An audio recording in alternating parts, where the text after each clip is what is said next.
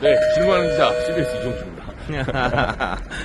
저희는 오늘 조국혁신당 조국 대표가 오늘 이곳 양천구 회사 앞에. 네, 저희 회사 CBS 앞입니다. 네. 걸어 3분이네요, 3분. 네. 오늘 완전 대박 걸렸어요. 네, 이 정도면 그냥 거저 먹기죠. 오늘 거저 먹는 방송. 자, 양천 소방서. 오늘 소방서에 온다고 합니다. 네, 그래서 여기서 10시 30분, 지금 시각이 한 10시 5분 정도 했거든요. 10시 30분부터 조국혁신당의 지원 유세가 시작됩니다. 어제 조국 대표가 그 예상 의석수를 얘기를 했어요. 동작구 나경원 후보를 견제하기 위해서 동작을을 방문했었는데, 거기서 원래 목표는 10석이었다. 그러니까 독자 법안을 낼 수 있는, 조국혁신당이 독자 법안을 낼 수 있는 법안을 사인해야 되거든요. 10석 정도를 예상했는데, 목표를 했었어요. 근데 지금은, 조 대표의 말로는 10석 플러스 알파, 그러니까 10석에서 한 14석 정도, 지금 이렇게 겸손하게 어제 목표를 밝혔습니다. 근데 저희 이제, 이동환 씨입니다. 저희 취재 기자들이 보기에는 10석이 아니라 20석이에요 지금. 네, 조국 혁신당이 작게는 10석, 정말 현재 시점에 갑자기 조국 혁신당에서 내일 뇌물수수 혐의가 나왔다, 뭐 현행범, 음주운전, 갑자기 오늘 당장 조국 대표가 뭐 음주 뺑소니 이 정도 나오지 않은 이상에는, 현행범이 나오지 않는 이상에는 10석 이상은 무조건 하고, 그리고 현실적으로 20석 정도.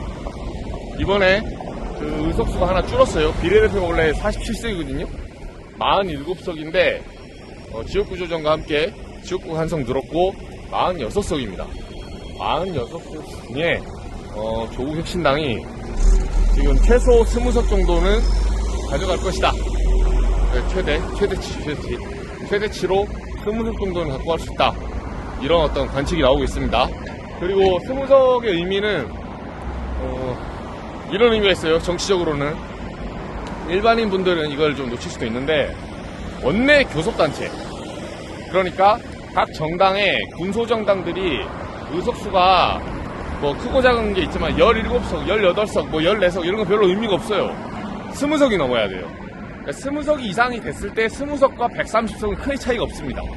그러니까 표결할 때 차이가 있을 수 있는데, 원내 교섭단체, 그러니까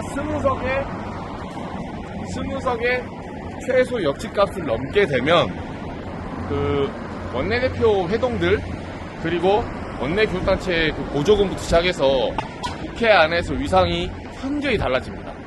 네, 그래서 보통은 의원 꼬주기를 통해서 20석을 17석이면 3명 빌려와서 20석을 만든다든가 이런 여러 가지 편법들이 자행됐었는데, 조국혁신당이 독자적으로 20석을 확보하는 순간에는 지금 단순히 법안 발의뿐만 아니라 한동훈 위원장에 대한 특검법 발의하겠다.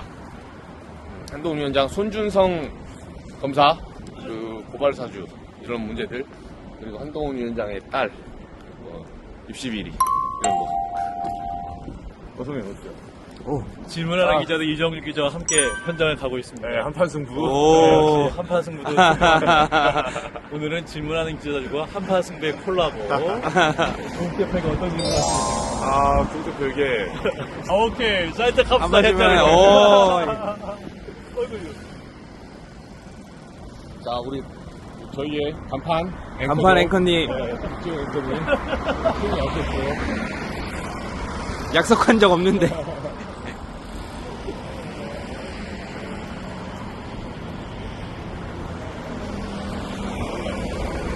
한판 승부 한번 나와줘야죠. 예. 나오셔야죠. 한판 승부만 안 나오고 있습니다. 김현정의 뉴스에서 나왔고, 네. 지지율 대책 퀴즈 나왔는데, 네. 정말 충격적인 거 아니에요? 충격적이다. 예.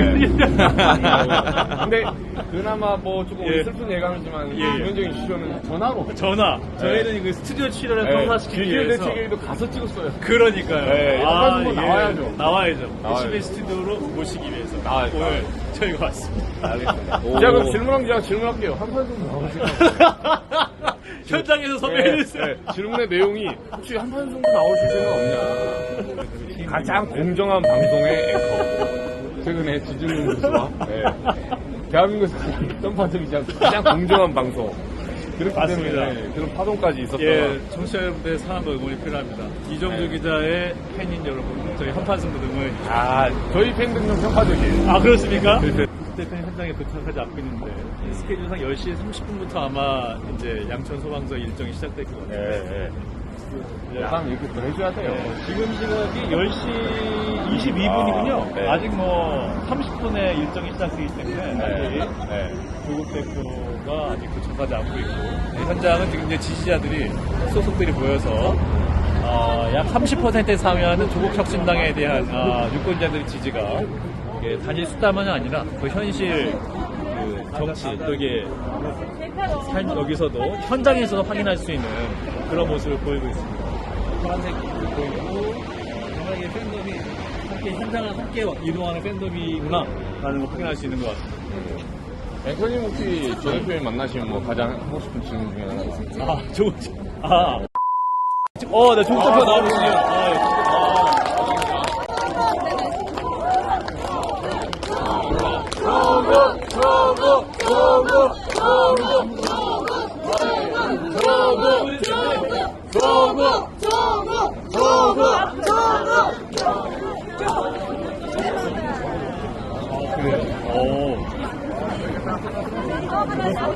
예.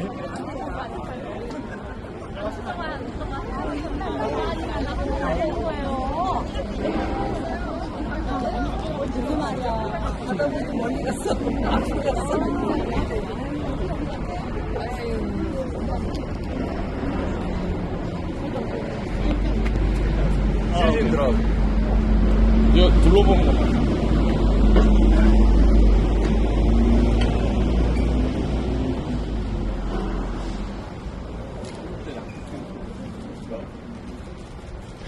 저희 양천 소방서장은 연락하게 소방력으로는 인원 276명, 소방차량은 45명. 진문환 기자, CBS 이정주입니다. 지금 조국 대표가 막 도착했습니다. 지금 양천 소방서의 현황에 대해서 지금 설명을 듣고 있습니다. 일단 한번 현장을 보시죠.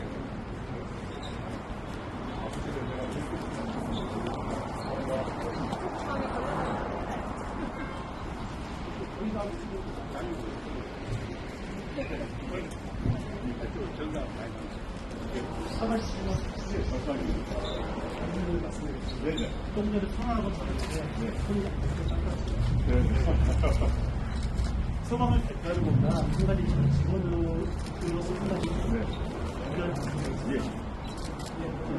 내년 지금 업무도 소방평가 실시하고 있습니다. 그 중에서 소방이 다른 조직에 대해서 신용도가 매우 높게 나오고 있습니다. 근데 자성분을 소방 자격증 지금에서 실시하고 있습니다. 근데 소방 자격증이 저희는 사회적으로 비판을 하고 있습니다. 근데 소방 자격증 자산운용이라는 자체가 좋겠다고 이제 저희가 신용을 주는데 현황을 보니까 그러면 제가 봤을 때는 흥분이라고 생각합니다. 참고로 일반직에서는 가격 상담을 지금 하고 있는데 자산운용 대상자를 좀 저희도 좀 편리하게 가정을 좀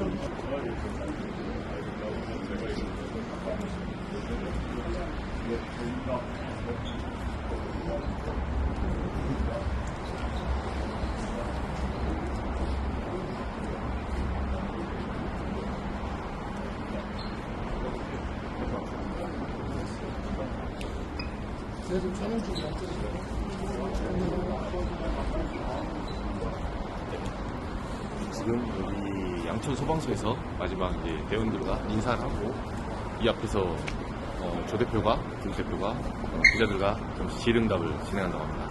질문한 기자 직접 물어보겠습니다. 오늘.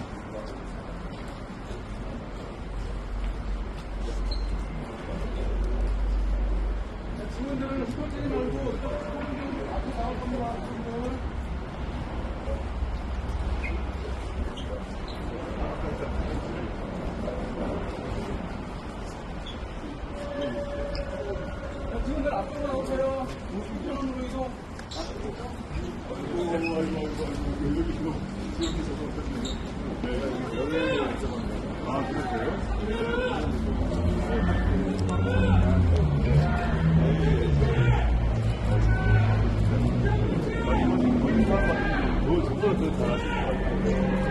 왜 그게 해결이 안 됐죠?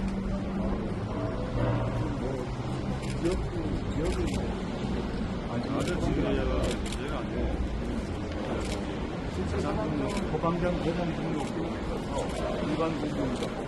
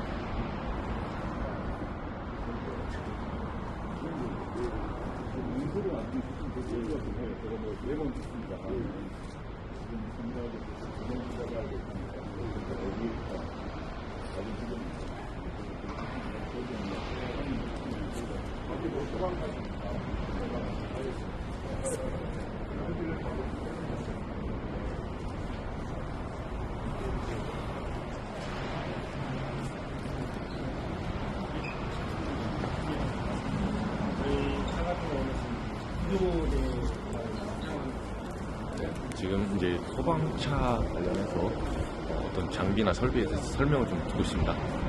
이 설명이 끝나고 이 앞에서 그 대표가 바로 기자회견 질의응답 좀 한다고 합니다. 저희가 직접 물어보겠습니다.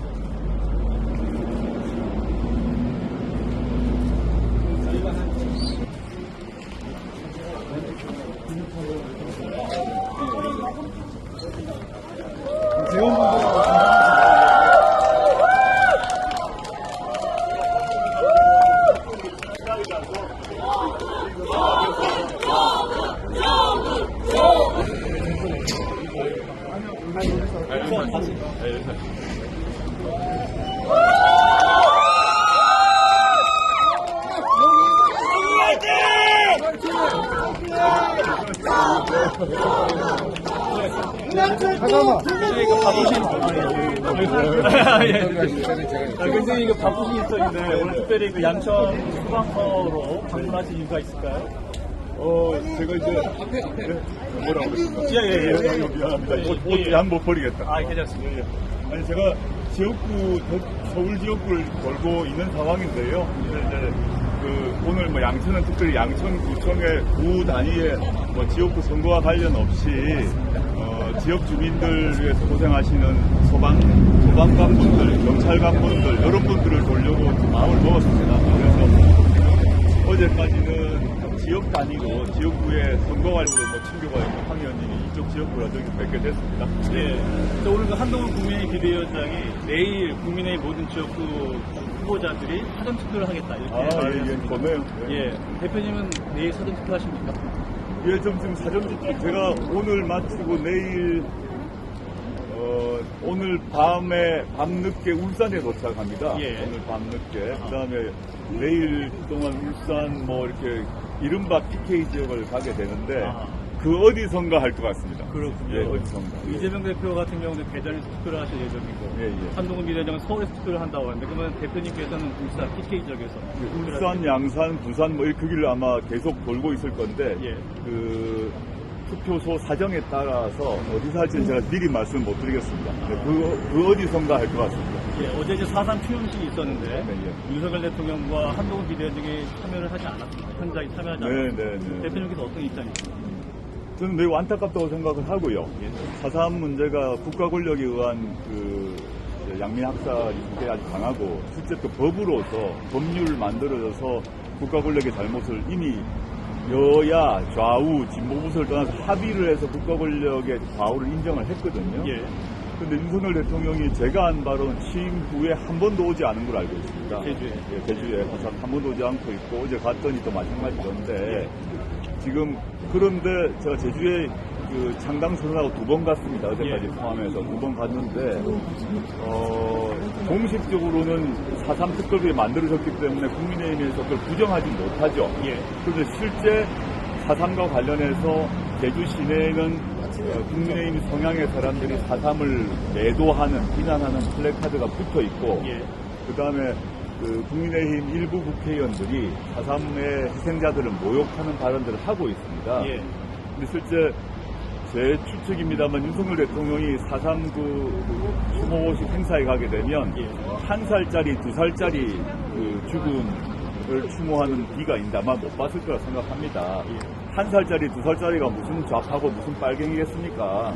근데 그런 것들 인정 못하는 분이 여전히 국민의힘에 있다고 저는 생각하고 상당한 목소리를 내고 있다고 생각합니다. 그러다 보니 국민의힘을 지지하는 강경 극우 보수층을 생각했을 때 4.3을 추념하게 되면 자신의 그런 강경한 극우 이념이 훼손된다고 생각하는지 오지 않는 것 같아 생각을 하고 저는 이제 4.3 추모식 가면서 윤석열 대통령 또는 한동훈 비대위원장이 꼭 오시기를 원했습니다.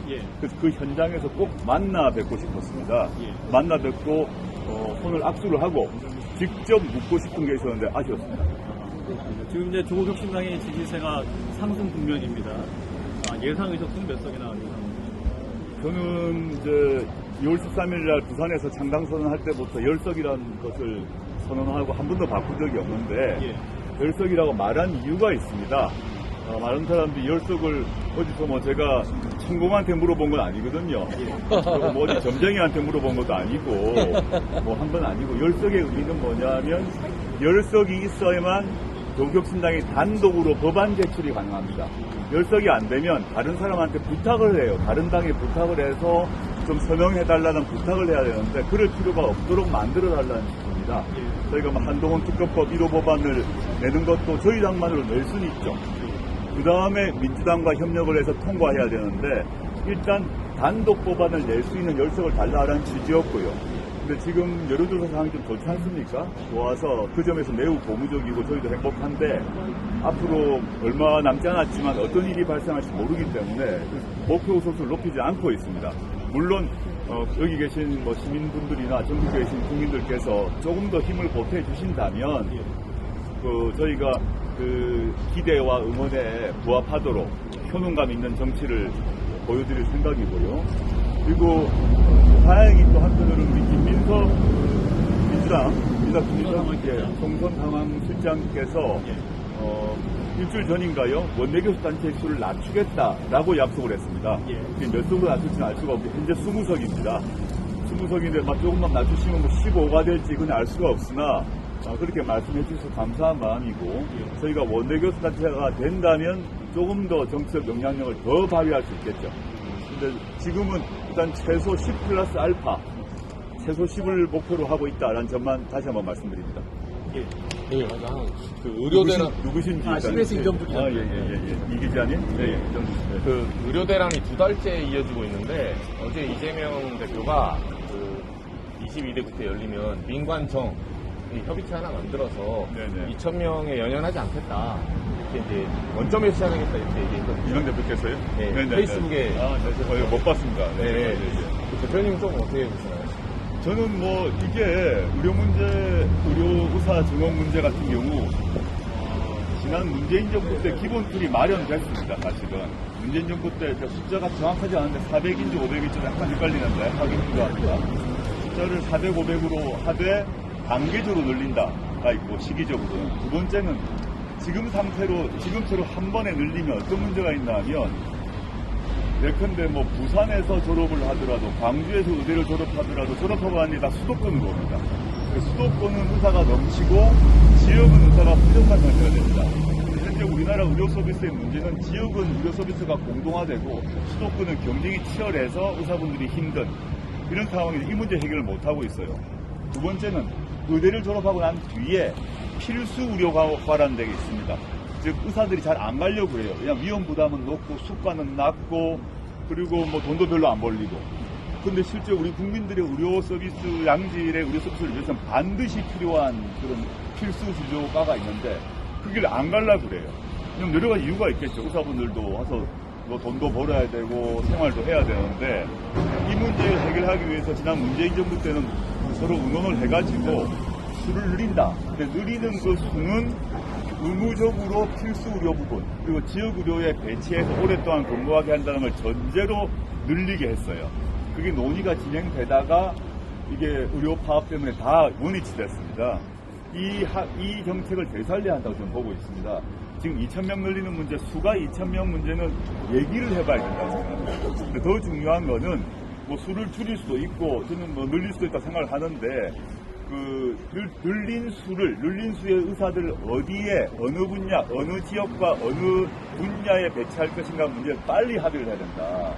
의료 쪽과 합의해서 처리를 해야 되는 게 더 중요하다 생각하고요. 저는 민주당도 똑같은 생각일 거라 추측합니다. 이런 민주당도 문재인 정부에 추진했던 그 의대생 확대 정책은 이미 알고 있기 때문에 그걸 전제로 지금 이재명 대표께서 말씀하신 것이 아닌가. 제가 그걸 보지 못했기 때문에 추측을 하고 그래서 이 문제가 제가 윤석열 대통령이 담화문 기자 간담회인가요? 그걸 50분짜리 발표한 걸 봤는데 그걸 보면 전 국정 최고 책임자의 의무는 뭐냐 하면 내 생각을 발표하는 게 아니라고 생각합니다. 문제가 발생했으면 문제를 해결할 수 있는 것을 자기가 밝혀야 됩니다. 근데 그 안을 보게 되면 나는 이런 생각하는데 본인이 생각해 보니까 이게 자기 생각은 이건데 사람들이 동의를 하지 않는다? 그러면 의사분들 보고 바람직한 안 가지고 오라고 그랬어요. 아주 쉬운 말로 요약하면 이게 무슨 국정 책임자가 할 일입니까? 국정 책임자는 반대타, 또는 비판 세력, 문제제기 세력과 협의하고 논의해서 자기가 책임져야 됩니다. 들어봤더니 이러하니 저는 이런 안을 하겠습니다라고 하고 그 안에 대해서 제가 책임지겠습니다라고 해야 되는데 그런 태도가 아니어서 저는 국정 최고 책임자로의 자격이 없다고 보았습니다. 이게 마지막 질문은 4월 11일 날 이제 만약에 당선이 되시면 당대표로서 이제 여야 당대표도 만나셔야 될 것 같은데. 네네네. 가장 먼저 어느 당 찾아가시겠습니까?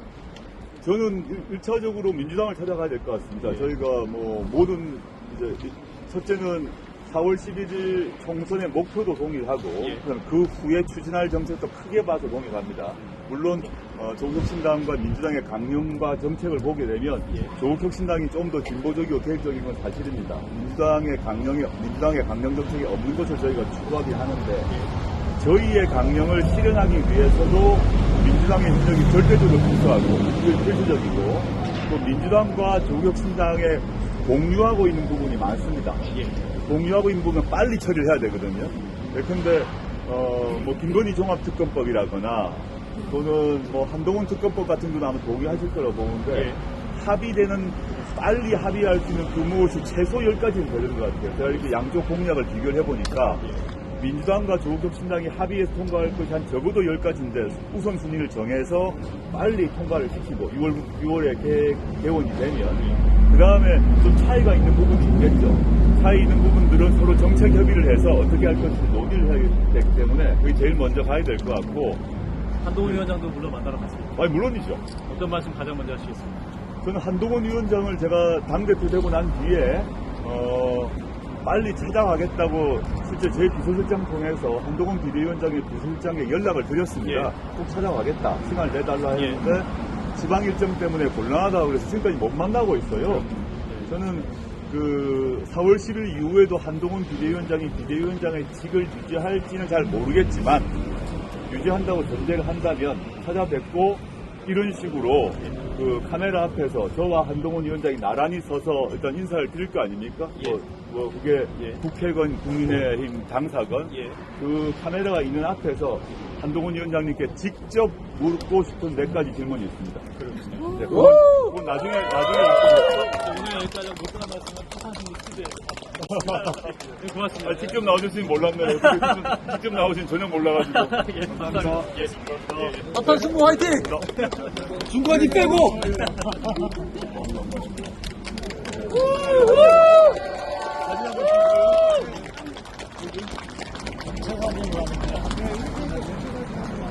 한번 찍고. 네, 재능왕 기자. 오늘 조국 대표의 양청 소방서 발문. 제가 방금 의료 대란 관련 질문을 하나 했습니다. 오늘 저희 간판 박재용 앵커. 저희 짤막한 인터뷰까지 소화했어요. 네, 일단 이제 일정이 끝나는 것 같은데 단체 사진을 찍는 시간이네요. 한번 보시죠. 보시고 현장 일정을 이제 상황에 따라 마무리하겠습니다.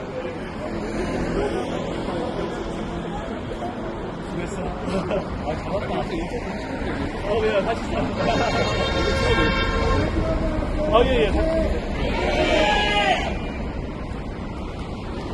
제가 찍어드릴게요. 제가 드릴게요.